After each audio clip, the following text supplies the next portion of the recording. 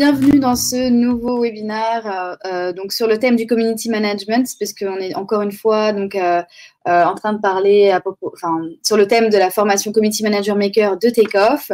Nous sommes sur le thème numéro 4 de cette thématique. Et donc, cette fois-ci, nous allons aborder le sujet « Quel est l'intérêt d'avoir un blog en plus de son site internet ?» C'est une question que beaucoup d'entreprises vont se poser parce qu'ils ne savent pas forcément comment mettre en place un blog, ni quel est vraiment son intérêt, est-ce que ça prend du temps, quels sont les types d'articles à rédiger. Donc, c'est ce qu'on va voir un peu aujourd'hui. Mais avant de commencer, je me présente, je suis Marie, donc je suis la formatrice Community Manager Maker de chez Takeoff depuis le début du lancement de l'école. Et donc actuellement, nous sommes en train de former la 3e session de Community Manager Maker. Donc, pour vous rappeler un peu ce qu'est l'école Takeoff, donc l'école Takeoff, c'est une école 100% numérique en téléprésentiel qui permet de former les demandeurs d'emploi aux nouveaux métiers du numérique. Ça lève les freins à la mobilité, au matériel, à la recherche de stage. Et c'est vraiment une solution tout en un qui permet vraiment de se former à un métier, au métier de demain. En parallèle de ça, nous avons également du coup le projet Ascent, donc Ascent qui signifie l'accompagnement numérique des entreprises. Donc ça permet un accompagnement des structures au changement par l'évolution des nouvelles technologies. Donc, pour acculturer les entreprises aux nouveaux métiers du numérique et l'inclure dans leur stratégie de développement. Donc, ça permet également de promouvoir les compétences du territoire, notamment les stagiaires que nous formons à l'école Takeoff, que ce soit dans la formation Community Manager Maker ou alors SDSI, donc pour les spécialistes des systèmes d'information. Ou alors encore les CDPO, donc ceux qui sont en charge de la protection des données. Donc, lors de ce séminaire, nous allons aborder différents thèmes. Donc, on va déjà voir un peu une introduction. On va comprendre la notion de SEO, donc de Search Engine Optimization, qui est le référencement naturel, qui est du coup une partie intégrante du blog, la formation Community Manager Maker, et ensuite, on passera aux questions-réponses. Pour commencer, du coup, comme je vous le disais, de plus en plus d'entreprises se posent la question de savoir est-ce qu'ils doivent faire appel à un rédacteur web pour lancer leur blog? Est-ce qu'ils doivent lancer un blog en plus de leur site internet? Quel est vraiment l'intérêt? Qu'est-ce que ça va leur apporter? Donc, de plus en plus d'entreprises vont faire appel justement à des rédacteurs web pour lancer cette nouvelle technique qui est un peu une stratégie qui rentre dans la technique d'inbound marketing. C'est une technique qui permet vraiment d'attirer les consommateurs vers son entreprise. C'est comme un lead magnet, on va dire, plutôt que d'aller les chercher en leur envoyant des messages push, c'est-à-dire des notifications SMS, des notifications par email ou encore des appels de phare un peu trop intrusifs dans la vie des prospects. Donc, en fait, avoir un blog, ça va permettre tout simplement de montrer son expertise auprès de sa cible, auprès de son audience et de faire en sorte d'attirer les personnes qui correspondent vraiment à notre persona, donc à notre cible, pour leur montrer notre autorité dans un secteur et surtout répondre à leurs problématiques. Donc, avant de parler de blog, on va commencer d'abord par parler de SEO, donc le référencement naturel. C'est également un point qui fait partie de la stratégie du blogging, puisque mettre en place un blog, ça va permettre d'améliorer son référencement naturel. Donc, le SEO, donc Search Engine Marketing, comment ça marche? Eh bien, tout simplement, c'est une façon de faire, c'est une technique qui permet en fait tout simplement d'améliorer son positionnement dans les moteurs de recherche tels que Google. Et ça peut être mis en place justement du coup grâce à un blog, grâce aux réseaux sociaux ou encore à des améliorations techniques sur le site internet. Et donc, c'est vraiment ce qui va permettre d'être visible sur Google. Donc, les avantages à utiliser le SEO, c'est que le référencement naturel, ça peut générer un trafic gratuit ou alors encore à un coût relativement faible.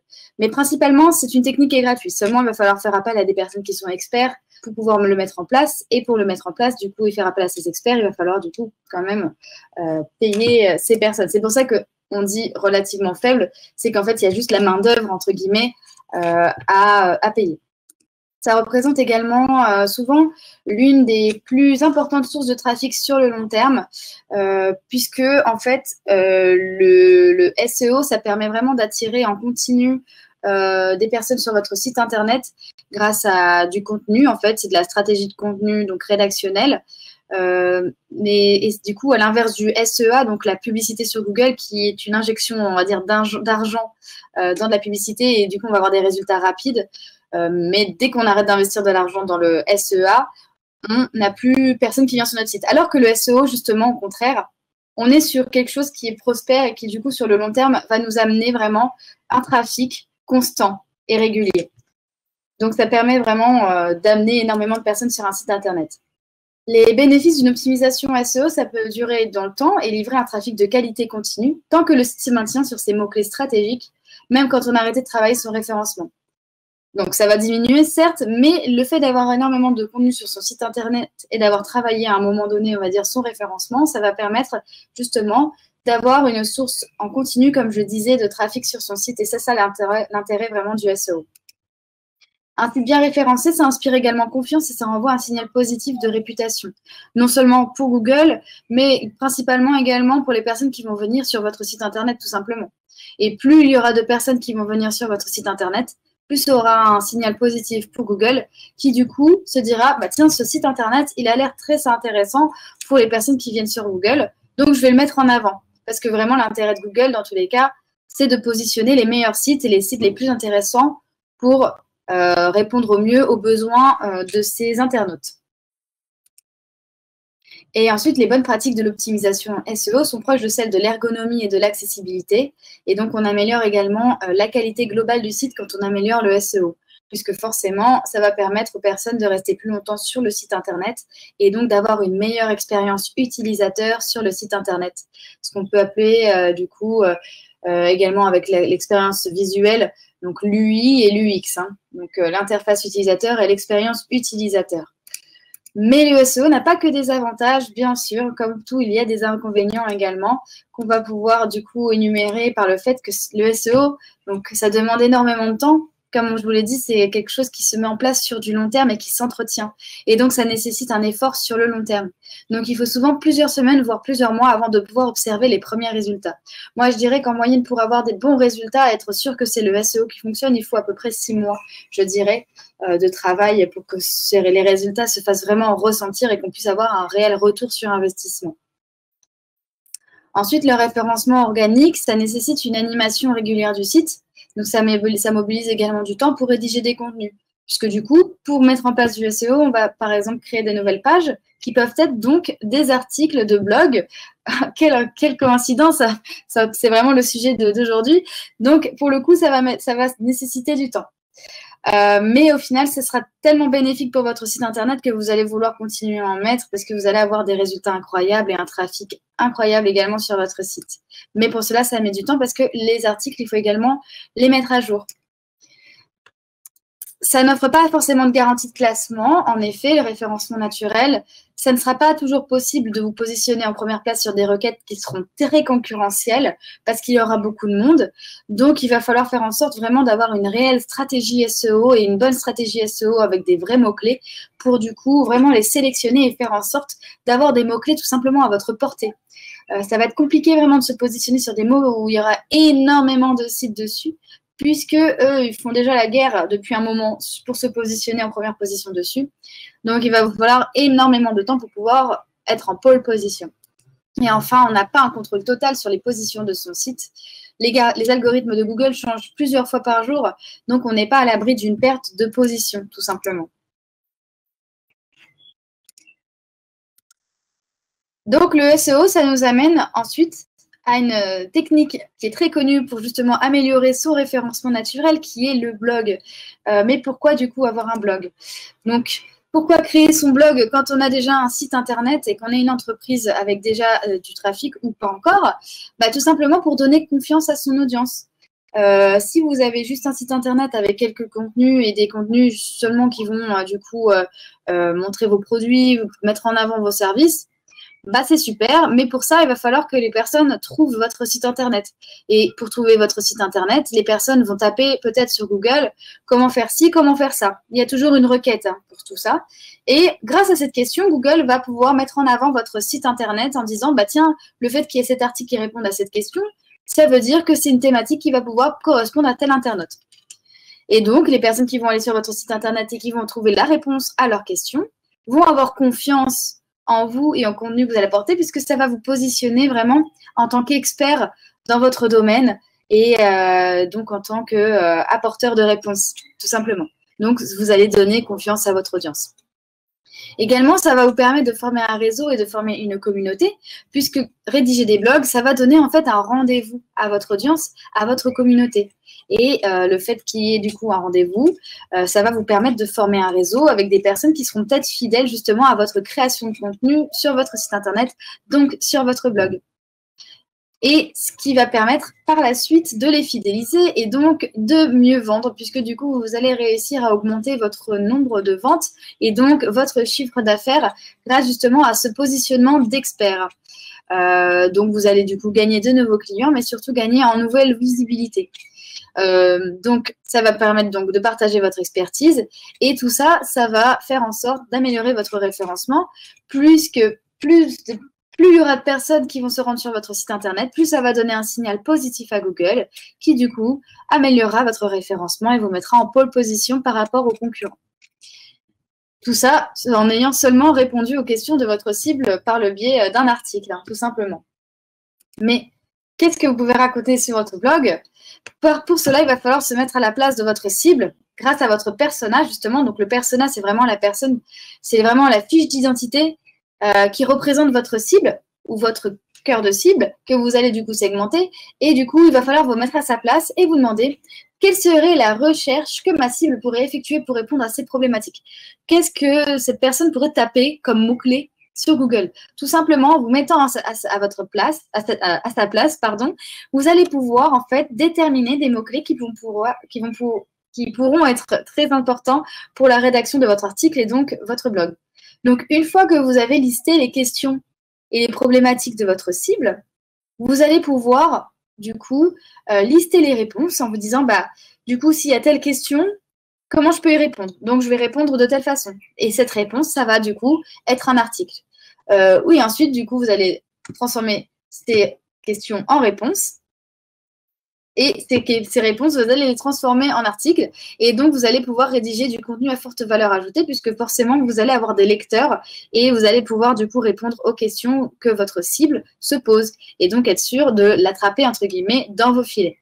Et donc, les types de contenus que vous allez pouvoir rédiger justement pour répondre à ces questions, ça va être par exemple soit des tutos, par exemple, comment construire tel ou tel outil à partir de cette caisse à outils, peu importe, mais des tutos en fait pour utiliser par exemple vos outils, vos produits, comment faire des produits do it yourself en achetant vos produits, voilà, ça peut être aussi comment faire pour faire ci, 10 raisons et là en fait vous répondez aux questions de votre cible, les secrets de ta, et voilà, en fait vous pouvez faire des top 10, des tutos, des réponses, enfin voilà.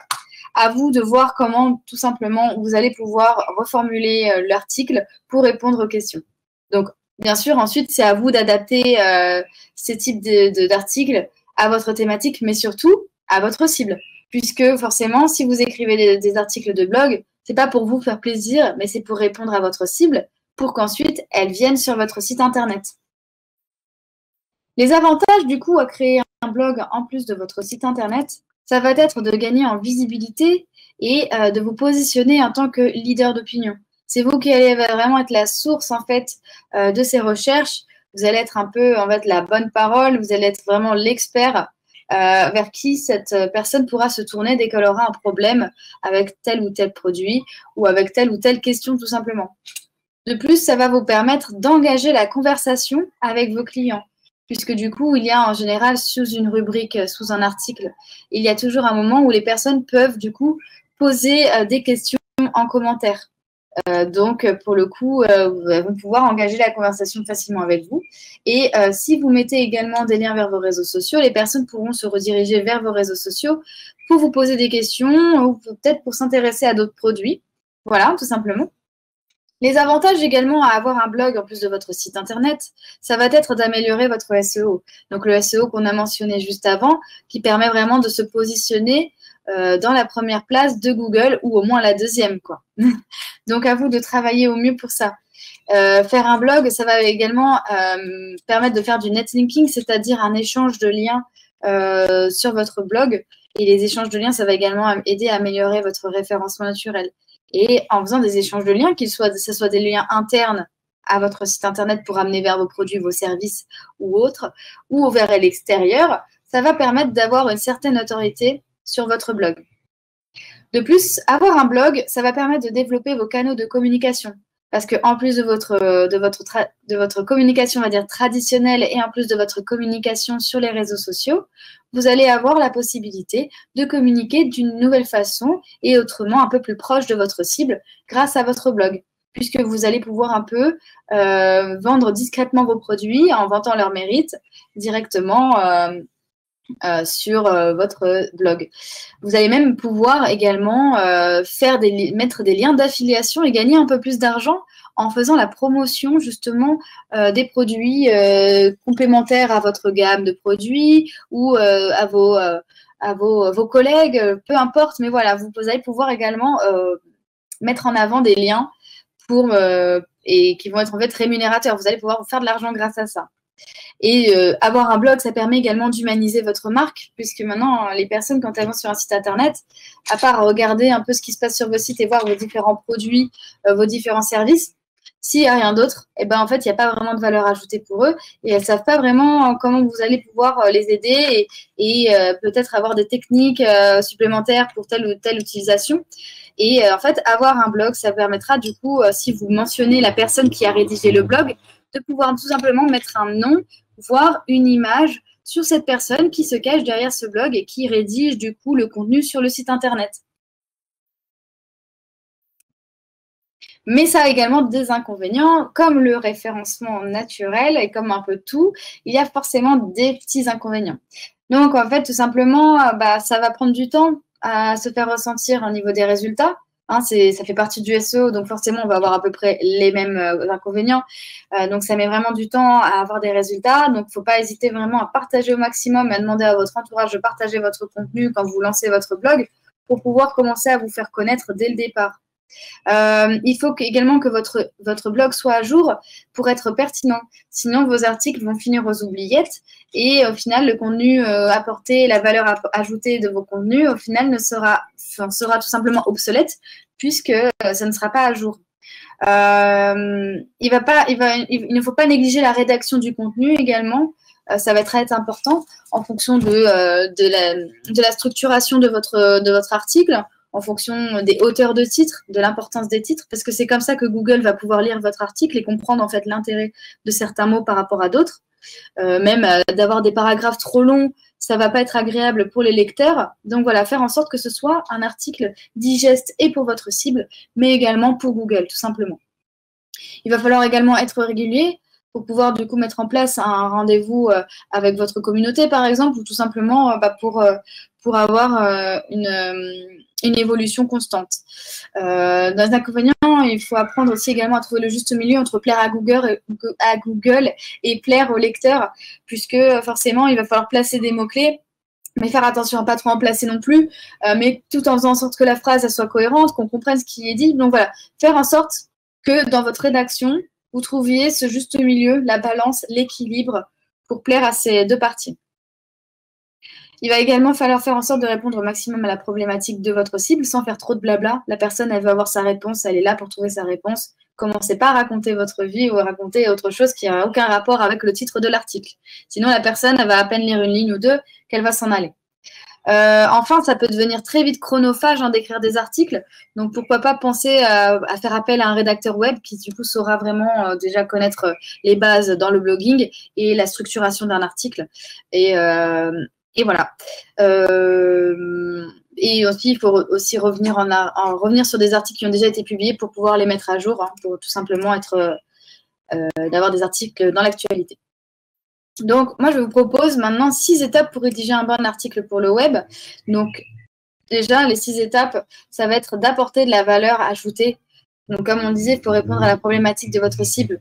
Donc, il faut vraiment faire en sorte que votre article ait de la valeur et pas écrire un article juste pour écrire un article et avoir une page en plus sur son site. Ça n'a aucun intérêt. Il va falloir faire en sorte de capter l'attention rapidement, donc dès les premières lignes avec le chapeau, c'est ce qu'on appelle, ce sont les 3 premières lignes. En fait, tout simplement, d'attirer l'attention et donner envie au lecteur de lire plus. Mais aussi, vous pouvez capter l'attention et optimiser tout ce qui sera l'extrait et aussi l'image et l'URL, parce qu'au final, ce sont des éléments qui vont se faire partager sur les réseaux sociaux et peut-être par email ou autre. Et en fait, l'extrait, c'est vraiment les 3 premières lignes qu'on va voir sur l'article quand on va partager l'élément. Donc, il va falloir faire en sorte vraiment que cet extrait soit agréable et donne envie. Il va falloir favoriser la lisibilité de votre article. Comme je vous le disais, avoir un gros pavé, ça ne sert à rien. Les personnes ne vont pas savoir comment le lire et Google non plus. Donc, il va falloir structurer votre article pour pouvoir améliorer la visibilité tout simplement. Pensez très fort au SEO pour faire en sorte d'améliorer son positionnement sur Google. Ça va être vraiment très important. Invitez le lecteur ensuite à rester sur votre site, puisque tout simplement l'intérêt d'avoir un blog sur votre site, c'est qu'ensuite la personne, elle se dirige vers le reste des pages.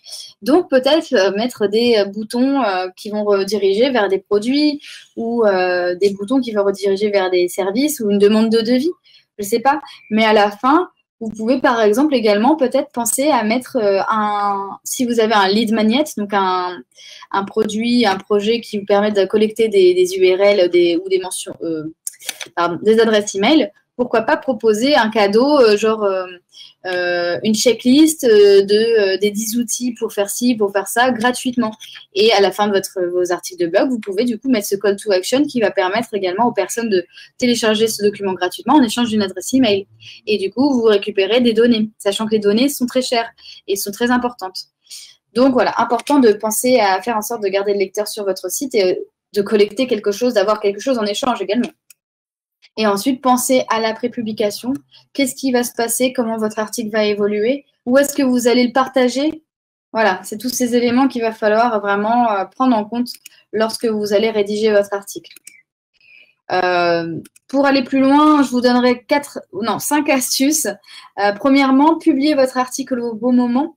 Votre expérience va vous permettre de définir les moments où vos lecteurs sont les plus réceptifs. Par exemple, en B2B, vous pouvez sans doute éviter le samedi ou le dimanche puisque ce sont des articles à destination du business et que les personnes, le samedi et dimanche, en général, ne travaillent pas. Donc, essayez de vous fier à votre persona encore une fois. Deuxième astuce, installer le bouton de partage vers les réseaux sociaux pour que en fait, les gens aient juste à faire un clic pour pouvoir partager directement.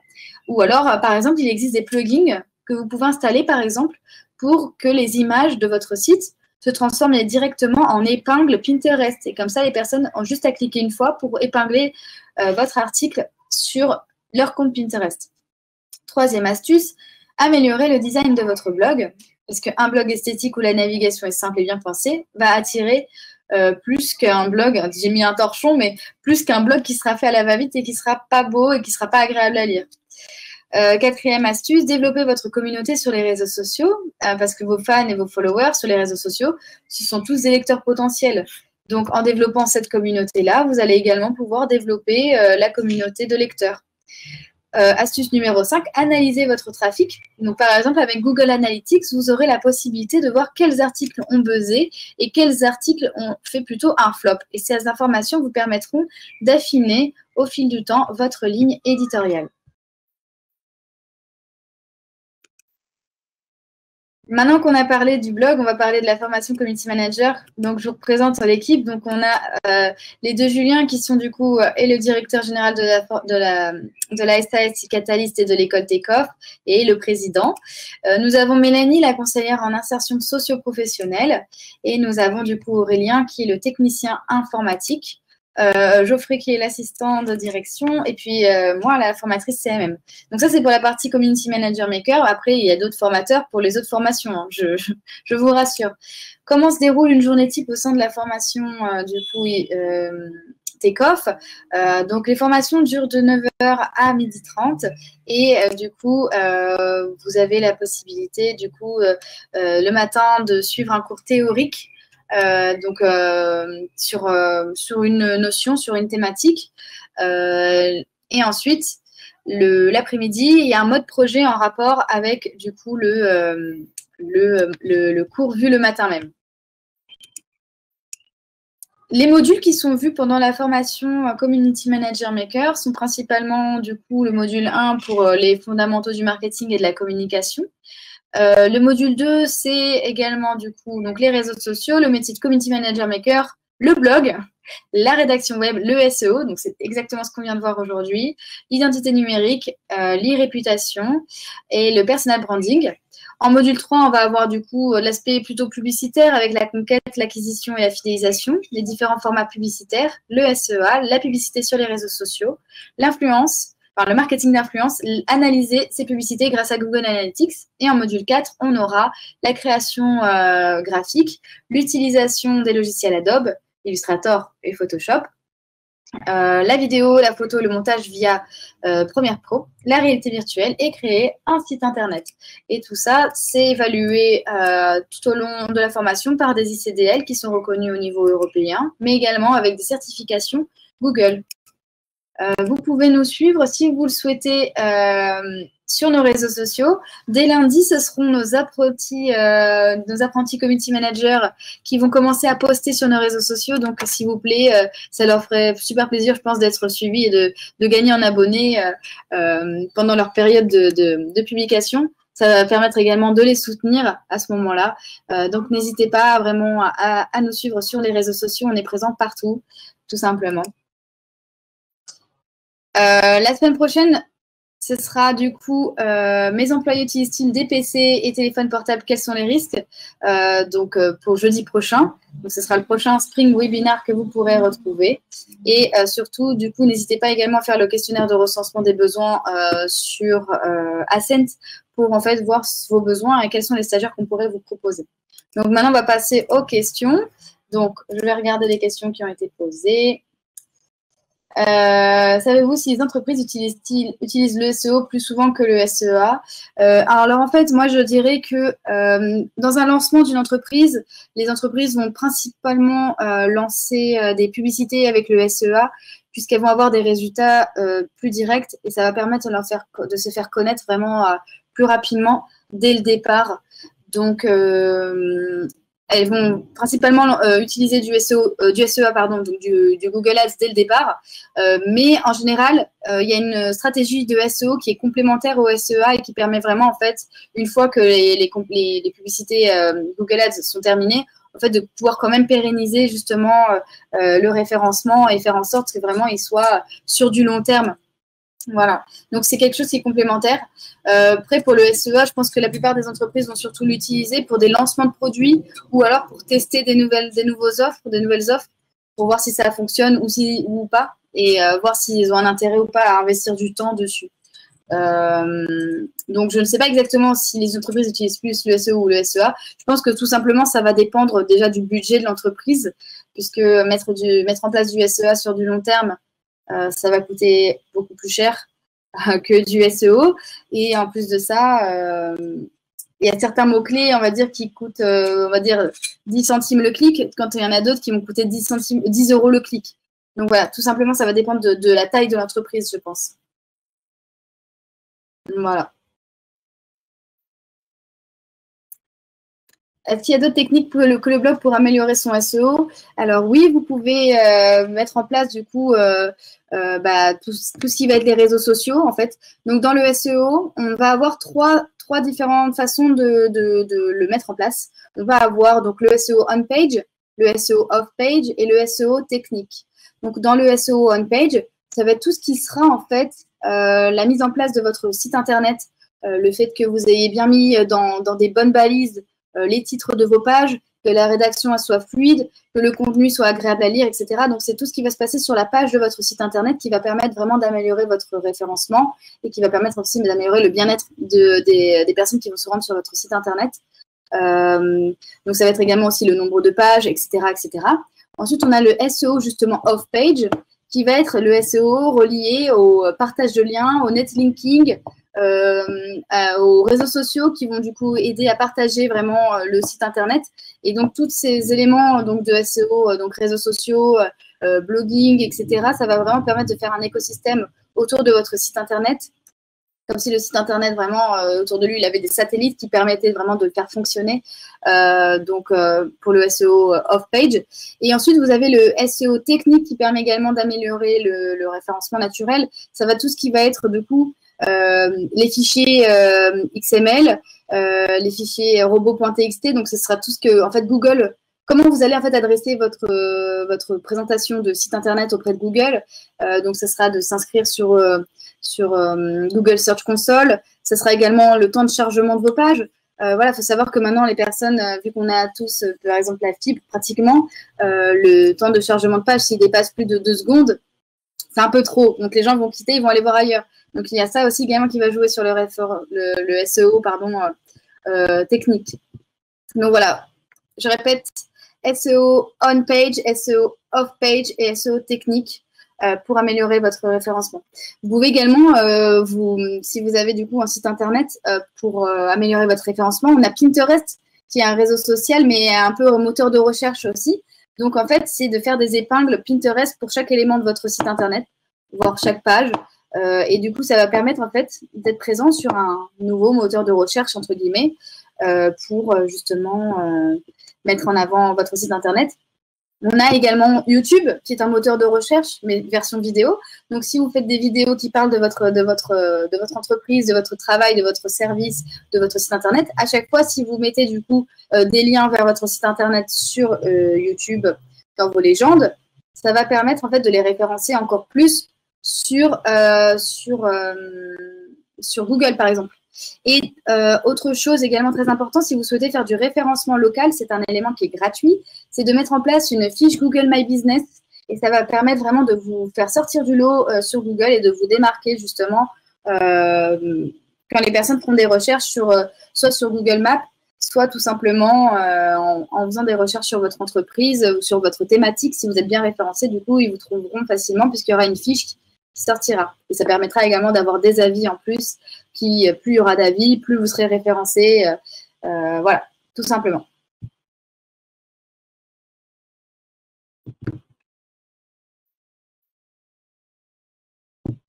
Alors, à quelle fréquence conseillez-vous de retravailler le site internet pour son optimisation? Alors, donc, moi, je pense qu'il faut peut-être au moins 1 à 2 fois par an faire une refonte de son site internet et le retravailler déjà pour le mettre à jour avec les nouvelles tendances, les nouvelles fonctionnalités et les nouvelles habitudes de consommation. Mais surtout parce qu'il y a souvent des mises à jour qui doivent être faites aussi pour que votre site fonctionne bien. Donc, moi, je pense que 2 fois par an, si on dit tous les 6 mois, ça peut être bien. Ça vous évite de passer trop de temps dessus si vous êtes tout seul à le faire. Mais en même temps, ça vous permet vraiment de remettre à jour votre site correctement, de faire en sorte vraiment que tous les éléments soient bien placés, que les liens fonctionnent toujours aussi. Parce qu'avoir des liens cassés, forcément, c'est pas terrible quand on veut amener du trafic sur son site internet. Donc voilà. Et quand vous allez du coup faire votre refonte de site internet, le remettre à jour, il faut vraiment penser à faire un tour sur Google Analytics pour voir quels sont les éléments que vous pouvez améliorer. Et pensez peut-être à retravailler l'UX, l'UI. Voilà. Donc, tous les 2 ans, je pense. Tous les 2 ans. 2 fois par an, tous les 6 mois, je pense que c'est bien pour que votre site soit toujours à jour et qu'il soit toujours au goût de Google. Eh ben, de rien pour les réponses. Du coup, il n'y a pas d'autres questions. En tout cas, n'hésitez pas, si vous avez d'autres questions qui vous viennent après ce webinaire, vous avez toujours la possibilité de nous poser des questions sur nos réseaux sociaux. Donc, on est présent sur Facebook, sur Instagram, sur Twitter, sur LinkedIn, sur YouTube, sur TikTok également. Donc, n'hésitez vraiment pas à nous poser vos questions vos questions qui sont un peu tardives sur ces réseaux sociaux. Et surtout, vous pouvez revoir ce webinaire du coup sur notre chaîne YouTube dès la semaine prochaine. Il sera en ligne. Et puis sinon, la semaine prochaine, n'oubliez pas de vous inscrire pour le webinaire concernant l'utilisation des PC et des téléphones portables par vos employés pour savoir en fait quels sont les risques qu'ils encourent. Je vous souhaite du coup une bonne fin de journée et puis je vous dis peut-être à une prochaine fois.